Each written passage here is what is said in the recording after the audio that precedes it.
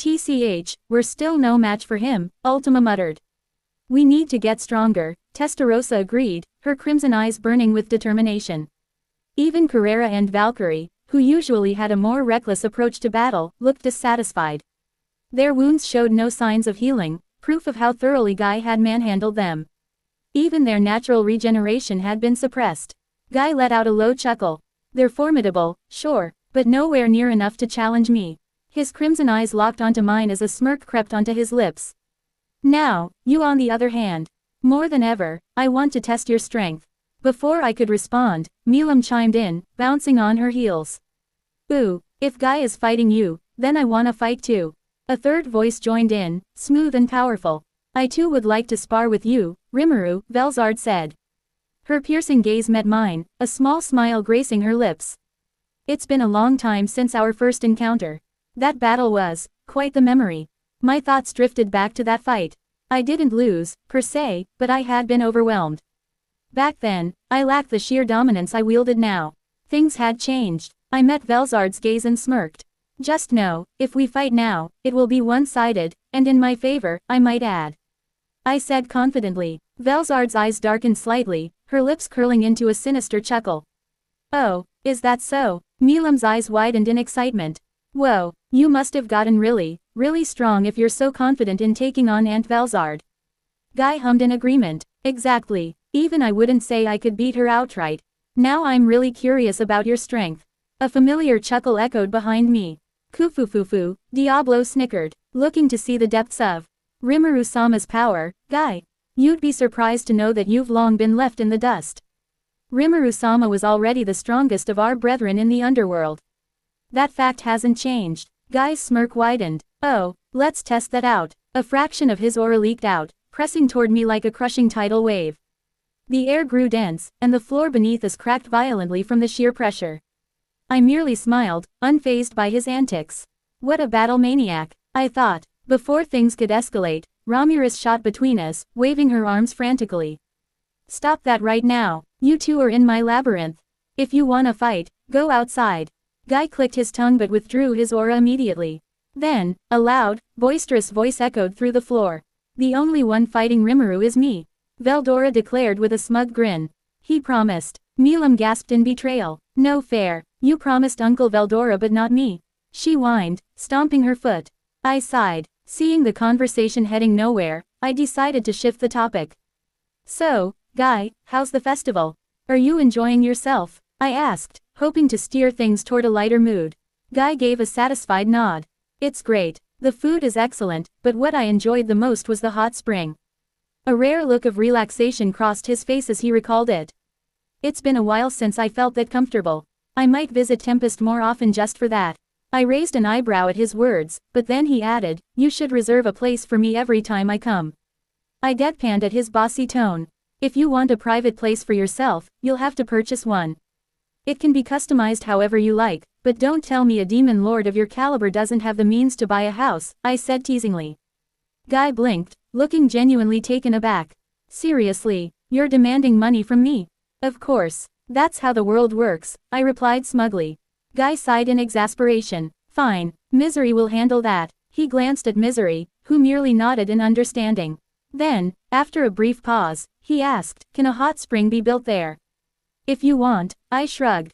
As our conversation continued, Milam had already taken to sparring with the demonesses, eager to have her fun. Meanwhile, Velzard, Veldora, and Ramirez carried on with their discussion, completely absorbed in whatever scheme they were planning. Just as our conversation was winding down, Guy suddenly called out, by the way, what are you going to do about the heroes present in Tempest? I wasn't surprised he noticed Masayuki and Chloe. Masayuki was constantly radiating a hero's aura, it was practically impossible to miss. Chloe, on the other hand, was still learning to control her increased strength, so a faint aura clung to her as well. Even if they weren't trying to stand out, their very existence made them noticeable to someone like Guy. You don't have to worry about them. They're not a threat, I reassured him. Then, after a brief pause, I continued, but about these heroes, one of them seems to be a reincarnation of Rudra. Guy's sharp gaze locked onto me, intrigued. I took the opportunity to relay everything I knew about Masayuki. An eyebrow rose in surprise. Oh, that's unexpected, he muttered.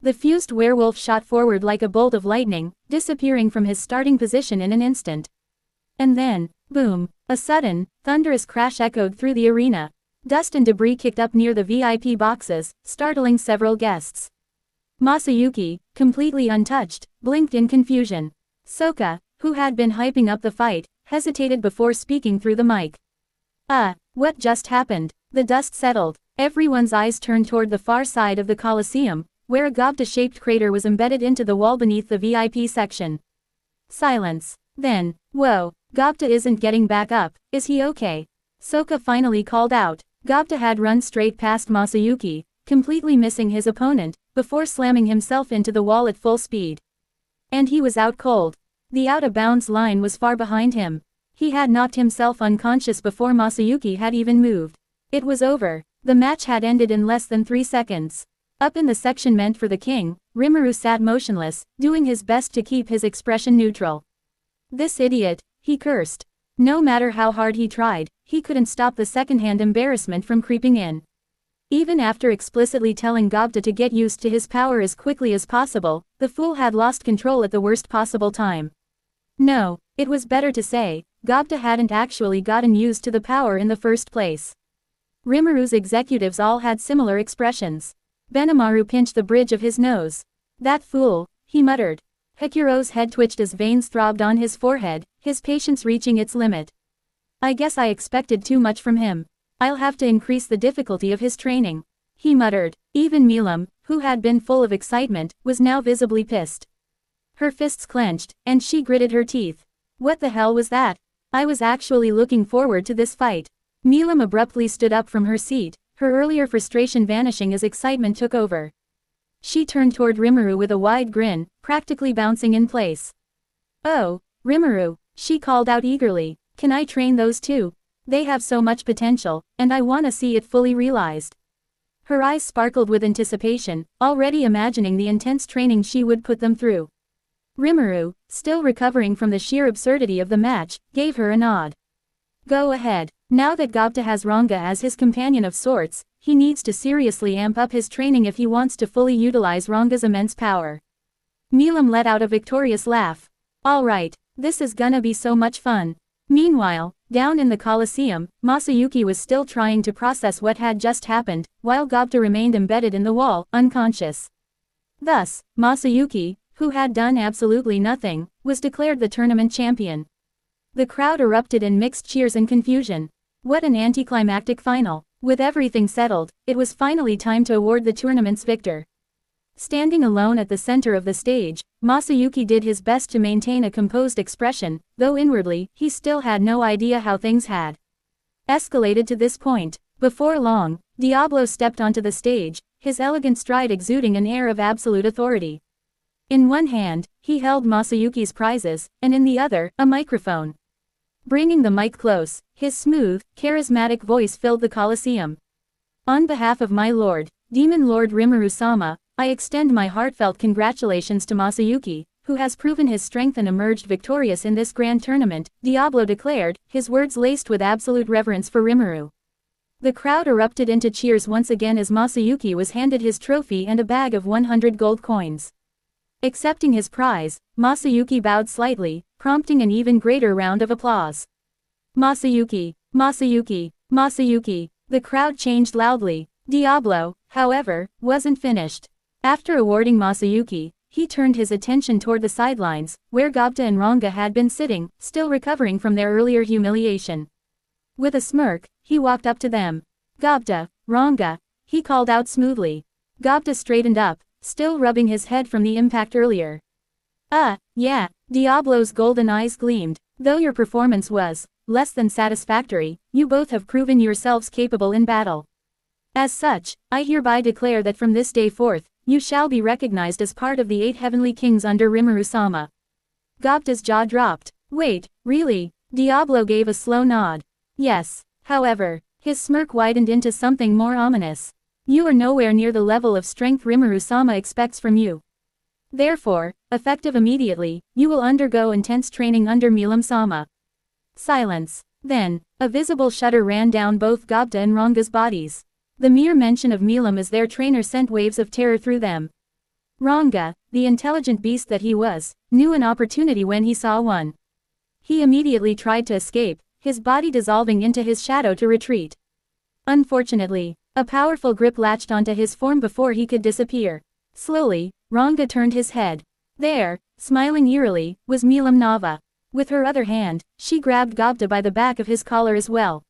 "You're not going anywhere," she said, her voice filled with pure enthusiasm. Gupta began to flail in panic. Wait, Milam Sama, let's talk about this." Milam grinned. "Nope, I'm gonna mold you into powerful warriors. Lucky for you, we have the labyrinth at our disposal, so you don't even have to worry about dying." Before Gupta or Ranga could protest further, Milam whisked them away into the labyrinth. Meanwhile, Rimuru simply sighed. Well, they'll come out stronger than ever if they endure. With the fighting tournament over, having lunch was the next thing on the agenda. After the lunch break, everyone returned to their seats, eagerly anticipating the final event of Day 3 of the Founding Festival. This time, Ramirez sat atop Rimuru's head, practically bouncing with excitement. It was her dungeon, after all, Tempest's greatest challenge, and today was its official unveiling. Down at the event space, Soka and Myormal, who had taken over as the guide and announcer replacing Diablo for this segment, stood. Soka, full of energy, raised her microphone. "All right, the time has come. The final event of Day 3 of the Founders Festival is about to begin."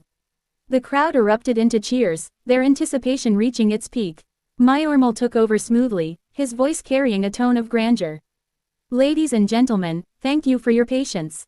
We are about to unveil one of Tempest's greatest achievements, our impregnable dungeon.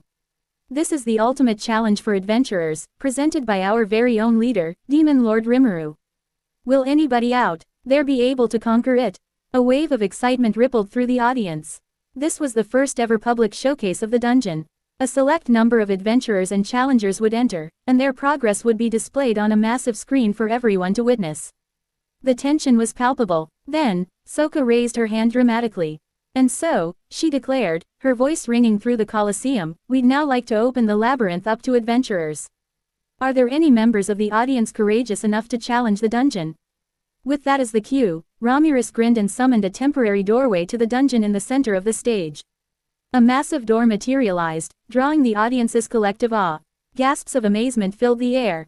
The event had a strict time limit of 3 hours. In total, 4 groups had stepped forward to take on the challenge. Masayuki's party, the so-called hero and his companions consisting of Jinrai, Jiwoo and Bernie. Uren's adventurer trio, Bassone's group, a lesser-known yet confident band of adventurers.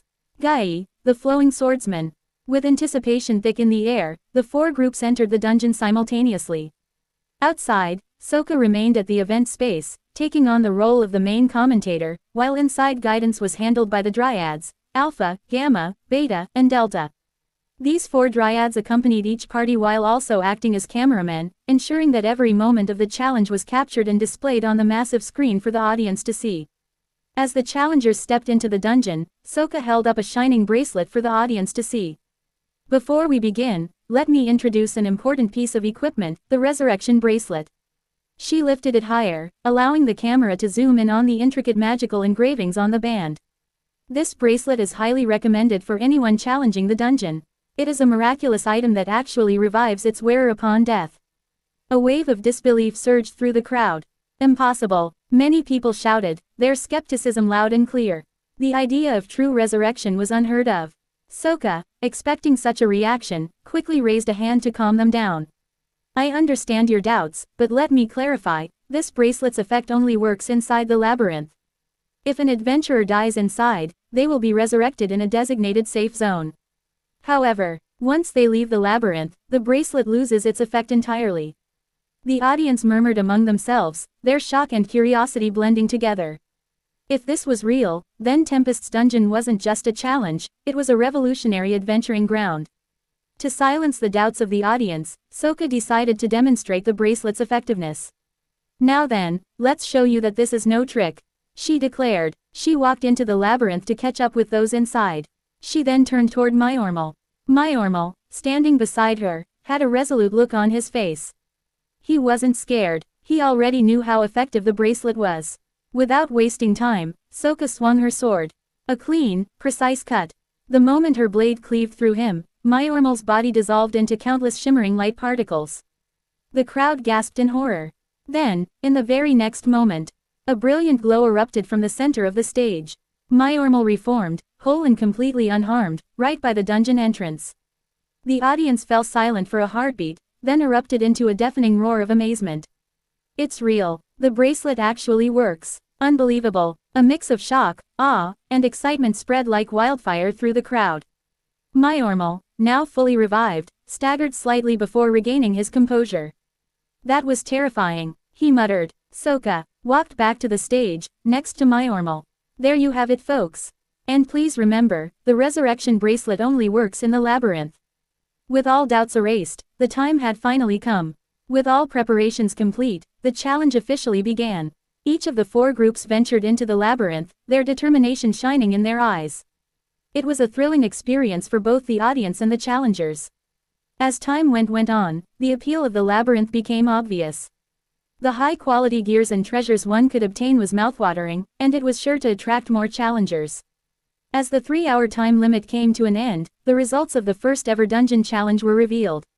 Masayuki's party reached floor 10 with astonishing speed.